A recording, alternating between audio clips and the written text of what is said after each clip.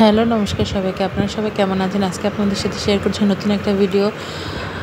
আমার মা তৈরি করেছিল বড়ইয়ের আচার এবং বড়ই আর চালতা দিয়ে একসাথে আচার। তো দুটোটাই একসাথে আপনাদের সাথে শেয়ার করছি। প্রথমে আমরা বড়ইগুলোকে একদম রোদে ভালো মতো শুকিয়ে তারপরে ভালো মতো ধুয়ে পরিষ্কার করে নিয়ে একদম হাত দিয়ে মানে বড়ইগুলোকে একদম পুরো ম্যাশ করে নিয়েছি। এখন আমরা গুড় দিয়ে আচারটা করব, তাই গুড়টাকে আমরা ভালো মতো গলিয়ে নিচ্ছি প্রথমে। আর মা বড়ই আর চালতাটার মধ্যে চিনিও দিয়ে দিয়েছে।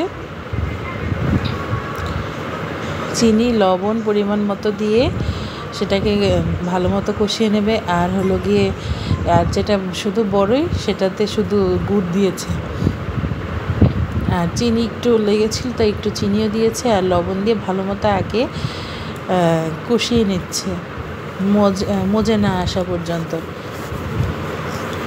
তো দুইটা আচারে যখন মজে এসেছে প্রায়, যে দেখছেন অনেকটা মানে শুকনো শুকনো হয়ে এসেছে আচার, দুই রকমের আচারটাই।